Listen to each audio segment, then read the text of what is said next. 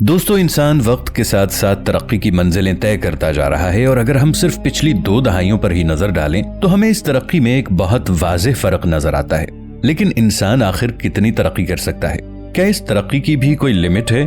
दोस्तों, जैसा कि पार्ट 3 में मैंने आपको बताया था कि इंसान इस जमीन का एलियन है, लेकिन आप में से ज्यादातर दोस्त मेरी इस बात से एग्री नहीं थे।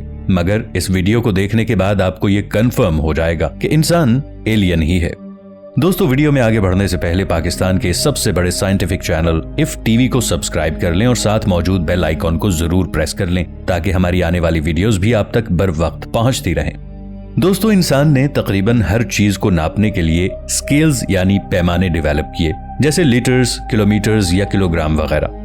1964 में एक रशियन एस्ट्रोफिजिस्ट निकोलाई कार्डाशॉव ने एक स्केल डेवलप किया जिससे इस चीज का अंदाजा लगाया जा सकता है कि कोई सिविलाइजेशन टेक्नोलॉजी और एनर्जी की कंजप्शन के हिसाब से तरक्की की किस स्टेज पर है। इस स्केल को कार्डाशॉव स्केल के नाम से भी जाना जाता है। ओरिजिनली इस स्केल में 3 तरह की सिविलाइजेशंस के बारे में बताया गया है, जिनमें सबसे पहली टाइप 1 सिविलाइजेशन कहलाती है। टाइप 1 सिविलाइजेशन को प्लैनेटरी सिविलाइजेशन भी कहा जाता है। इस सिविलाइजेशन के पास एक ऐसी काबिलियत होगी कि वो अपने सैयारे की तमाम चीजों को कंट्रोल करके इनसे एनर्जी जनरेट करेगी। मिसाल के तौर पर जलजले, तूफान, आतिशफशां और मौसम वगैरह जैसी तमाम चीजों को अपने काबू में रख के अपने फायदे के लिए इस्तेमाल कर सकेगी। टाइप 1 सिविलाइजेशन के पास ये काबिलियत भी होगी कि वो अपने प्लैनेट पर आने वाली सूरज की 100% एनर्जी को अपने इस्तेमाल में ला सकेगी। यानी आसान अल्फाज में टाइप 1 सिविलाइजेशन पूरे प्लैनेट को अपने हिसाब से कंट्रोल करेगी। हम इंसान हजारों सालों से जमीन पर मौजूद हैं और जमीन पर हमारी आबादी इस वक्त 7.5 अरब से भी तजावुज कर चुकी है। हमारे कदम चांद तक पहुंच चुके हैं। हम आने वाली चंद दहाइयों में मरीख पर इंसानी बस्ती आबाद करने की तैयारी कर रहे हैं। हमारे बनाए हुए वॉयेजर एयरक्राफ्ट इंटरस्टेलर स्पेस में पहुंच चुके हैं। इतनी ज्यादा तरक्की के बावजूद भी हमारा स्टेटस अभी भी टाइप 1 से काफी दूर है। अगर हम टाइप 1 को टाइप 0 कंसीडर करें तो ये ज्यादा बेहतर रहेगा।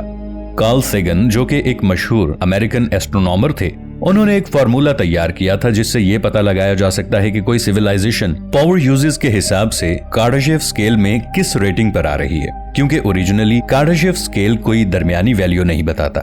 इस फार्मूले के हिसाब से हमारी रेटिंग तकरीबन 0.7 है, क्योंकि हम अभी भी तवानाई के लिए जमीन से निकलने वाले तेल पर इन्हिसार करते हैं। हमारा कुदरती आफात पर कोई खास कंट्रोल नहीं है और हम सूरज से आने वाली तवानाई को भी महज चंद फीसद ही अपने इस्तेमाल में ला पाए हैं।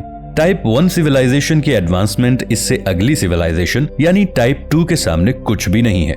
टाइप 2 सिविलाइजेशन को स्टेलर सिविलाइजेशन भी कहा जाता है, यानी ये सिविलाइजेशन तरक्की में इतनी आगे जा चुकी होगी कि वो अपने प्लैनेट के गिर्द मौजूद बाकी दूसरे प्लैनेट्स और अपने सोलर सिस्टम में मौजूद स्टार्स यानी सूरज को कंट्रोल करने की ताकत रखती होगी।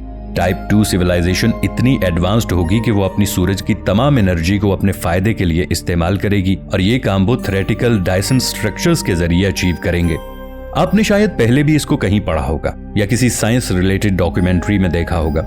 बेसिकली डायसन स्ट्रक्चर्स का कॉन्सेप्ट एक अमेरिकन फिजिसिस्ट फ्रीमैन डायसन ने दिया था। ये मॉन्स्टर स्ट्रक्चर सैटेलाइट्स के एक नेटवर्क या किसी जाइगेंटिक स्ट्रक्चर यानी बहुत बड़े स्ट्रक्चर के जरिए पूरे स्टार को कवर करके इससे रिलीज होने वाली एनर्जी को अपने पास स्टोर कर लेता है और फिर इस एनर्जी को यूजेबल एनर्जी में कन्वर्ट कर देता है। हमारी जमीन से तकरीबन 1470 लाइट ईयर के फासले पर एक स्टार ऑब्जर्व किया गया है और इसकी रोशनी में गैर मामूली उतार चढ़ाव नोट किया गया है, जिसकी वजह से ये भी कहा जाने लगा है कि शायद इसकी मुमकिन वजह कोई डायसन स्ट्रक्चर हो सकता है। लेकिन फिलहाल सेटी इंस्टीट्यूट ने इस बात को नजरअंदाज करते हुए ये कहा है कि उन्हें डायसन स्फीयर की मौजूदगी का कोई एविडेंस नहीं मिला। So back to the topic. दोस्तों, सोलर सिस्टम टाइप 2 सिविलाइजेशन के लिए एक प्लेग्राउंड की तरह होगा, यानी पूरे सोलर सिस्टम में उनकी कॉलोनीज होंगी। ये एस्ट्रॉइड माइनिंग करेंगे, प्लैनेट्स के ऑर्बिट्स चेंज करने की टेक्नोलॉजी रखते होंगे और ये सोलर सिस्टम में मौजूद तकरीबन हर चीज को अपने इस्तेमाल में लाएंगे। ये सिविलाइजेशन थ्योरेटिकली इतनी एडवांस होगी कि इसे खत्म करना नामुमकिन होगा, यानी वो इमॉर्टल होगी। मिसाल के तौर पर अगर कोई चांद के साइज का एस्ट्रॉइड भी जमीन की तरफ आ रहा हो तो वो उससे भी जमीन को बचाने की काबिलियत रखते होंगे।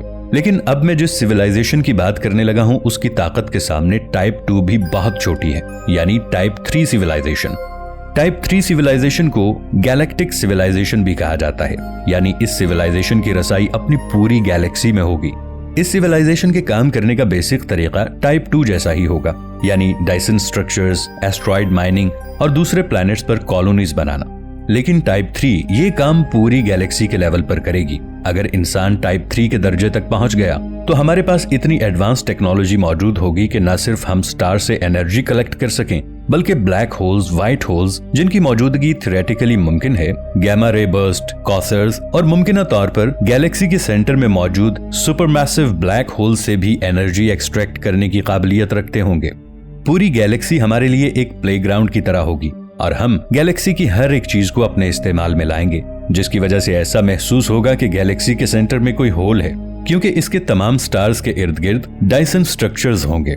हमारी यूनिवर्स में गैलेक्सीज के सुपर क्लस्टर्स के साथ साथ वॉइड्स भी मौजूद हैं, जो कि असल में खाली जगह कहलाती हैं, जहां पर गैलेक्सीज बहुत थोड़ी या ना होने के बराबर होती हैं। इसी तरह का वॉइड हमारी जमीन से तकरीबन 3 बिलियन लाइट ईयर्स के फासले पर मिला है। इस वॉइड का डायमीटर तकरीबन 1.8 बिलियन लाइट ईयर्स है।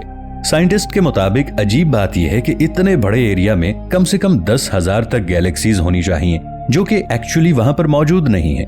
इस अजीब ऑब्जर्वेशन की वजह से यह खदशा भी जाहिर किया जा रहा है कि क्या पता इस खाली एरिया में कोई टाइप 3 सिविलाइजेशन मौजूद हो।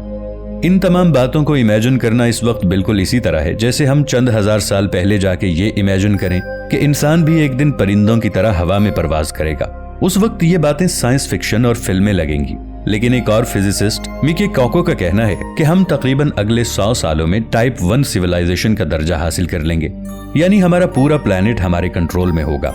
टाइप 2 तक पहुंचने में हमें कुछ हजार साल लग सकते हैं, जबकि टाइप 3 तक पहुंचने के लिए हमें 1 लाख से 10 लाख साल का वक्त दरकार होगा, जो कि कायनात के टाइम स्केल पर बहुत छोटा वक्त है। हम अगले 100 सालों में टाइप 1 तक पहुंच सकते हैं, लेकिन हमारे लिए सबसे खतरनाक मरहला भी यही है।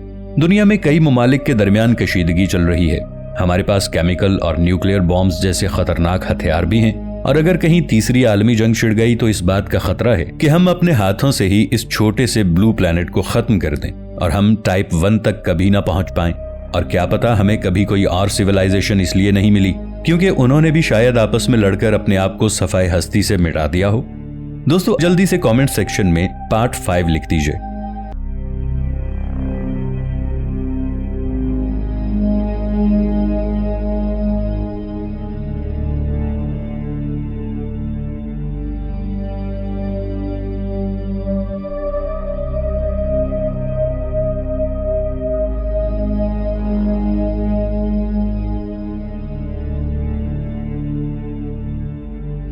दोस्तों, वीडियो अच्छी लगे तो इसे लाइक और शेयर जरूर कीजिएगा और मजीद इंफॉर्मेटिव वीडियोस के लिए इस चैनल को सब्सक्राइब जरूर कर लीजिएगा।